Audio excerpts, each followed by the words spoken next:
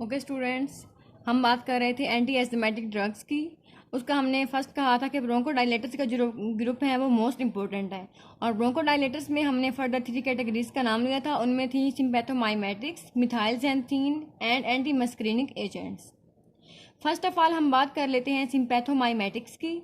उनका mechanism of action क्या है, जो कि मोस्ट इंपॉर्टेंट पूछा जाने वाला एमसीक्यू क्वेश्चन है। ये क्या करते हैं, CAMP साइक्लिक AMP को एक्टिवेट करते हैं। जब CAMP को एक्टिवेट करेंगे तो क्या करेंगे, इनके इफेक्ट्स क्या हैं कि क्या कर रिलैक्स कर देंगे स्मूथ मसल को, relaxes smooth muscle of airways. Second, ये क्या कर लेंगे, म्यूकोसिलरी ट्रांसपोर्ट को इंक्रीज कर देंगे। म्यूकोसिलरी ट्रांसपोर्ट को इंक्रीज कर देंगे ताकि म्यूकस जो है वो बाहर की तरफ एक्सपोर्ट हो जाए। थर्ड, क्या करेंगे, ब्रोंको कंस्ट्रिक्टिव सब्सटेंसेस को इनहिबिट कर देंगे, उनके रिलीज को, ब्रोंको कंस्ट्रिक्टर्स को इनहिबिट कर देंगे। एंड फोर्थ इफेक्ट क्या होगा कि ये माइक्रोवेस्कुलर लीकेज को भी इनहिबिट कर देंगे ताकि एडिमा वगैरह ना हो।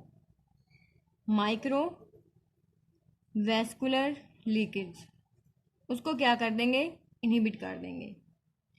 तो ये साइक्लिक AMP को इंक्रीज कैसे करते हैं, तो अब हम बात कर लेते हैं उसकी कि ये क्या करेंगे। ATP जो है उसने कन्वर्ट होना होता है cyclic AMP in the presence of enzyme adenylyl cyclase, adenylyl cyclase. और साइक्लिक AMP क्या करता है, ब्रोंको डायलेशन काज कराता है, ब्रोंको डायलेशन। तो ये जो बीटा एगोनिस्ट हैं, सिम्पैथोमाइमेटिक्स हैं, ये क्या करते हैं, एडिनाइलाइल साइक्लेज को इंक्रीज कर देते हैं, एक्टिवेट कर देते हैं। वो क्या करता है, ATP को CAMP में कन्वर्ट कर देता है। जब CAMP का लेवल इंक्रीज होगा तो ये ऑटोमेटिकली क्या करवाएगा, ब्रोंकोडाइलेशन। ब्रोंकोडाइलेशन करवाने के साथ साथ ये क्या करवाएगा, म्यूकोसिलरी ट्रांसपोर्ट को इंक्रीज करवा देगा। ब्रोंकोकंस्ट्रिक्टर जो सब्सटेंसेस हैं जो मास्ट सेल से रिलीज हो रही हैं उनको क्या करेगा, इनहिबिट कर देगा। और माइक्रोवेस्कुलर लीकेज को कम कर देगा ताकि एडिमा वगैरह प्रोड्यूस ना हो। अब हम बात कर लेते हैं इनके एडवर्स इफेक्ट्स की। एडवर्स इफेक्ट्स जो है बीटा 2 सिलेक्टिव एगोनिस्ट ड्रग्स जो हैं इनके बहुत ज़्यादा इंपॉर्टेंट हैं, वो आपको याद रखने हैं, वो SCQ वगैरह में या फिर शॉर्ट क्वेश्चन शॉर्ट SCQ में पूछ सकते हैं। इसमें क्या है कि स्केलेटल मसल का ट्रेमर काज करता है, स्केलेटल मसल्स ट्रेमर्स ये काज करती हैं। इसके अलावा ये क्या करते हैं, टेकिकार्डिया काज करता है, टेकिकार्डिया, नर्वसनेस, वीकनेस एंड हाइपोकलीमिया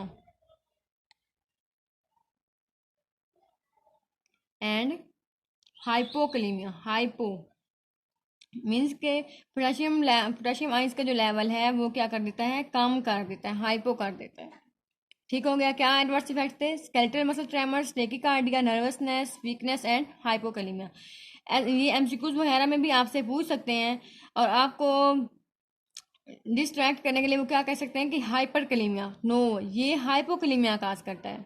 और स्केलेटल मसल का ट्रेमर जो है वो कौन सी ड्रग काज करती है, वो भी ये बीटा 2 सिलेक्टिव ड्रग्स जो हैं ये इसके साइड इफेक्ट्स में है। ठीक हो गया। अब हम बात कर लेते हैं एपिनेफ्रीन की। एपिनेफ्रीन क्या है कि इसका ये बहुत ज़्यादा इफेक्टिव और रैपिड ब्रोंकोडाइलेटर है, rapid and effective bronchodilator, Bronco dilator.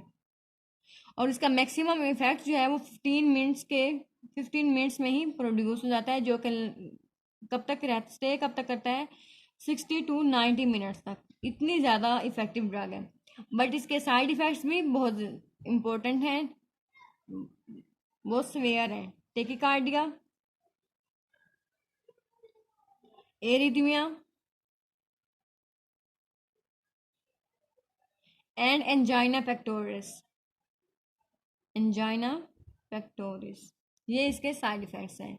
अगर हम बात करें इफेड्रिन के साइड इफ़ेक्ट्स की, तो वो भी क्या है, एरिथमिया काज करता है, एरिथमियाज काज करते हैं। ठीक हो गया। ये थी आप हमारे पास सिम्पैथोमाइमेटिक्स। अब हम बात कर लेते हैं मिथाइल ज़ैंथीन की। मिथाइल ज़ैंथीन के लिए मैंने आपको ट्रिक बताई थी, टैट से याद रख लें, थियोफाइलिन, थियोब्रोमीन एंड अमाइनोफाइलिन। अब हम इनके मैकेनिज्म ऑफ एक्शंस की बात कर लेते हैं।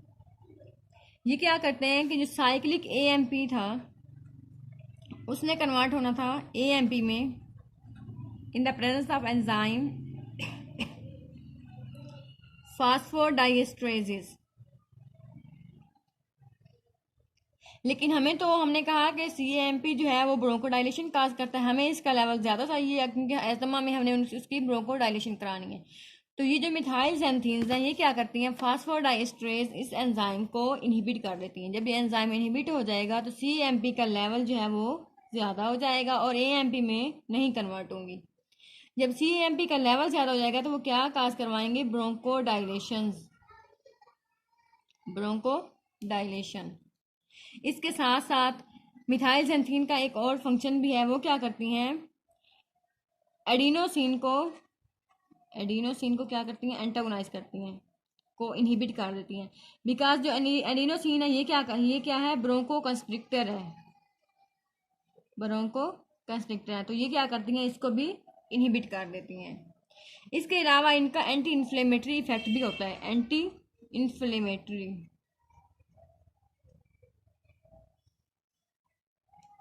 इफेक्ट। ये क्या करती हैं, हिस्टोन की डीएसिटाइलेशन को ज़्यादा कर देते हैं, हिस्टोन की डीएसिटाइलेशन मीन्स के उसे एसिटाइल नहीं होने देती हैं, डीएसिटाइलेशन को इन्हांस कर देती हैं। और क्या करती हैं, जो इन्फ्लेमेटरी जीन की ट्रांसक्रिप्शन है उसे इनहिबिट कर देती है। किसको इनहिबिट करती हैं, इन्फ्लेमेटरी जीन ट्रांसक्रिप्शन, जिन जीन से इन्फ्लेमेशन हो रही थी उनको इनहिबिट कर देते हैं। ये थे इसके मैकेनिज्म ऑफ एक्शंस में। 3 बातें आपने याद रखनी है, as a bronchodilator its act as adenosine inhibitor and anti inflammatory effect. अब हम बात कर लेते हैं इसके फार्माकोडायनेमिक्स, इसके इफेक्ट्स कौन कौन से हैं। अगर हम सीएनएस की बात कर लें तो उसमें ये क्या करता है, अलर्टनेस को इंक्रीज करवाते हैं एट लो डोज, अलर्टनेस को ज़्यादा कर देते हैं और फटीग को कम कर देते हैं। बट एट हाई डोज ये क्या करते हैं, मेडुलरी स्टिमुलेशन, मेडुला जो आपने पढ़ा था सीएनएस के पार्ट में, उसको स्टिमुलेट कर देते हैं, stimulation which leads to convulsions and ultimately death occurs. ये थे इसका सीएनएस इफेक्ट। अगर हम सीवीएस पे इसका इफेक्ट देखें, ये क्या करता है, positive chronotropic and inotropic effect. Means कि ये हार्ट रेट को भी इंक्रीज कर देता है और हार्ट के जो मसल है उसकी कॉन्ट्रैक्शन को भी इंक्रीज कर देता है।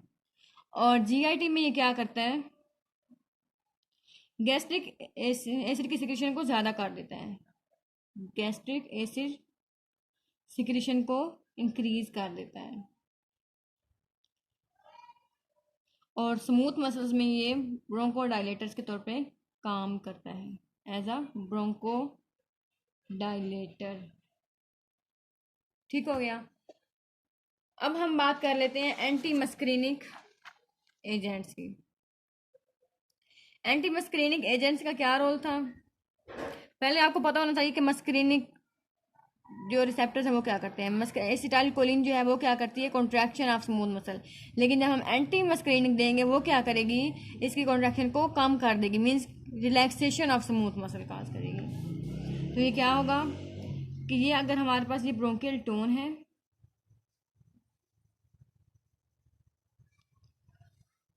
Bronco constriction,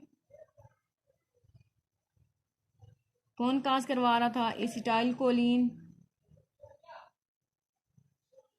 adenosine.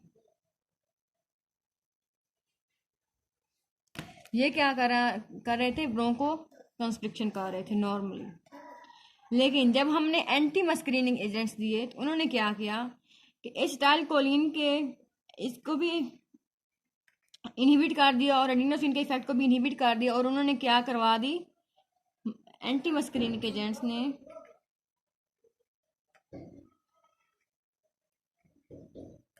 इस पाथवे को इनहिबिट करके क्या करवाई? ब्रोंको डायलेशन, ब्रोंको डायलेशन कर। अब हम बात कर लेते हैं इप्राट्रोपियम ब्रोमाइड की।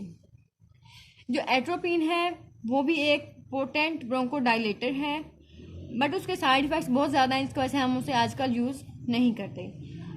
जो मोस्टली यूज होने वाला ड्रग है वो क्या है? इप्राट्रोपियम ब्रोमाइड है, जो हमने कहा कि एंटी मस्करीनिक है, और ये एंटी मस्करीनिक एक्शन किस तरह से है वो मैंने आपको डिटेल में बता दिया है। ये क्या करते हैं? हम इसे जब देते हैं तो बीटा 2 एगोनिस्ट के साथ इप्राट्रोपियम ब्रोमाइड को भी एडमिनिस्टर करते हैं, इप्राट्रोपियम ब्रोमाइड को भी प्रिस्क्राइब करते हैं, ताकि उसका जो ब्रोंकोडाइलेशन का इफेक्ट है वो ज़्यादा देर तक रहे। और ये किस में यूज होते हैं? Acute treatment of swear asthma. ये दोनों ड्रग्स किस में देते हैं हम लोग? Acute treatment of asthma.